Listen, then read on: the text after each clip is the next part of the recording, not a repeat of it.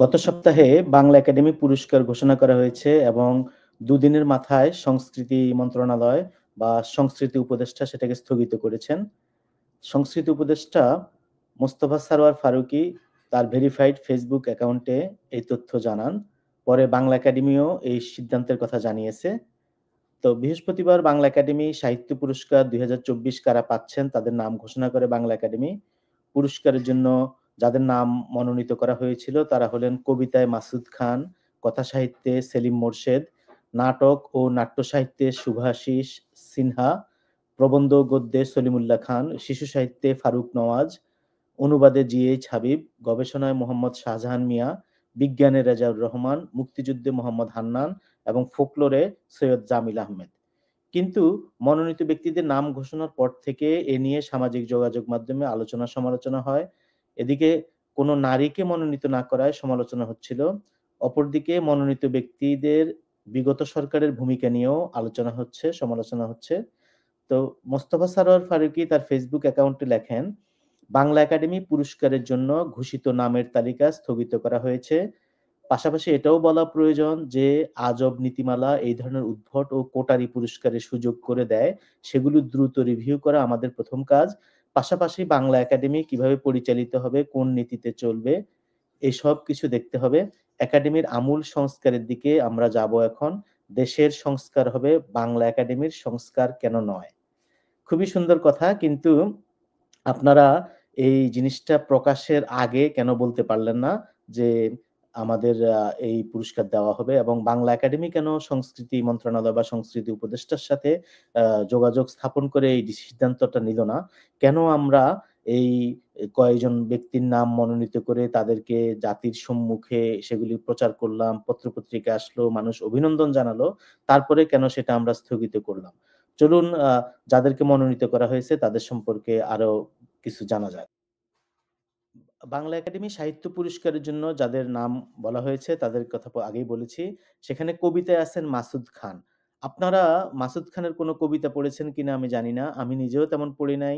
যে কয়েকটা পড়ে দেখলাম তাতে আমার মনে হয় না যে বাংলা সাহিত্যের যে পরম্পরা, বাংলা কবিতার যে ঐতিহ্য, বাংলা কবিতার যে অবস্থান, সেই তুলনায় মাসুদ খানের কাব্য তেমন কোনো উল্লেখযোগ্য অবদান রাখছে বা নতুন কোনো দিক নির্দেশনা আমাদেরকে দিয়েছে যে তাকে কবিতায় বাংলা একাডেমি পুরস্কার দিতে হবে।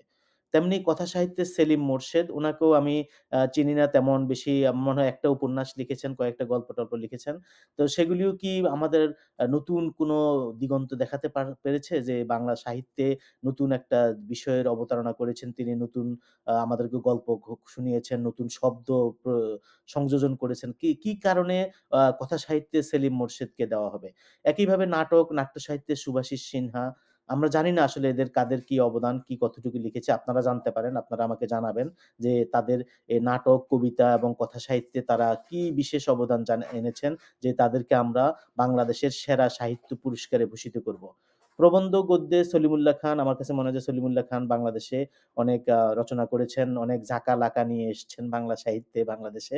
তো সেক্ষেত্রে সলিমুল্লাহ খানকে পুরস্কার দেওয়া যেতেই পারে। ঠিক এই সময় দিতে হবে এমন কোনো কথা নেই। কিন্তু তিনি যেহেতু মনোনীত হয়েছেন মনে হয় এটা দিতে পারে। শিশু সাহিত্যিক ফারুক নওয়াজ, শিশুদের জন্য কিছু লেখা খুবই ডিফিকাল্ট প্লাস মুরুব্বি অবস্থায় লেখা আরো কষ্ট এবং এটা সবাই পারে না। তো আমি জানি না ফারুক নওয়াজ সাহেব কিরকম শিশু সাহিত্য করেছেন। সেটা হয়তো বিবেচনার বিষয়। কিন্তু জিএইচ হাবিব অনুবাদে আমি মনে করি এটা উনার প্রাপ্য। অনুবাদ সাহিত্য বাংলাদেশে অবহেলিত। আমাদের অনেক বেশি অনুবাদ সাহিত্য দরকার। ভালো অনুবাদক গোষ্ঠী গড়ে তোলা দরকার। বাংলা একাডেমি এই ব্যাপারে ভূমিকা নিতে পারে। এইজন্য আমি মনে করি যে জিএইচ হাবিবের যে পুরস্কার সেটা ঠিক আছে। এছাড়া গবেষণায় মোহাম্মদ শাহজাহান মিয়া I don't know মানে উনি কি গবেষণা করেছেন। বিজ্ঞানে রেজাউর রহমান। রেজাউর রহমান যে বিজ্ঞানী তিনি পরমাণু বিজ্ঞান অনুষদে পরমাণু বিজ্ঞান বিভাগে কাজ করেছেন, সরকারি আমলা, এখন অবসরপ্রাপ্ত। তো উনি বিজ্ঞান নিয়ে ঠিক কি লিখেছেন আমি জানি না। বিজ্ঞান নিয়েও আসলে সাহিত্যে কিভাবে পুরস্কার দেওয়া হয়, এগুলি সবই চিন্তার বিষয়। তারপরে মুক্তিযুদ্ধে মোহাম্মদ হান্নান। মোহাম্মদ হান্নান সাহেবের উনি আসলে মুক্তিযুদ্ধ নিয়ে কি গবেষণা করেছেন? হাসিনা সরকারের আমলেই গবেষণা করেছেন যা বোঝা যায়। সেই কারণে উনাকে পুরস্কার দেওয়া হচ্ছে। তো এটা আমাদেরকে ভালোভাবে দেখতে হবে যে মুক্তিযুদ্ধ নিয়ে কি ধরনের যে বিশেষত হাসিনা সরকারের আমলে যে টাইপের গবেষণা হয়েছে, সেই টাইপের গবেষণার জন্য আমরা আবার নতুন করে কাউকে মুক্তিযুদ্ধ নিয়ে পুরস্কার দেওয়া এবং মুক্তিযুদ্ধ নিয়ে কচকচ করা, পুরা বুদ্ধিবৃত্তিটাই মুক্তিযুদ্ধ ভিত্তিক করে ফেলা, মুক্তিযুদ্ধ দিয়েই সবকিছু শুরু করা। ইতিহাস, অর্থনীতি, রাজনীতি, সাহিত্য সবকিছু মুক্তিযুদ্ধ দিয়ে শুরু। মুক্তিযুদ্ধে মানে এই জিনিসটা এগুলি এখন পরিবর্তন হওয়ার দরকার আছে। আমরা অনেকদিন এই যে ৪৭ থেকে ৭১, ৭১ থেকে ৭৫ এই যে জায়গাতে আমরা আবদ্ধ হয়েছিলাম, ওখান থেকে বের হয়ে আসার দরকার আছে। আবার নিরপেক্ষ গবেষণারও দরকার আছে। কিন্তু আমার যতটুকু মনে হয় যে মুক্তিযুদ্ধ নিয়ে নিরপেক্ষ, সুন্দর, বস্তুনিষ্ঠ কোনো গবেষণা হয় নাই।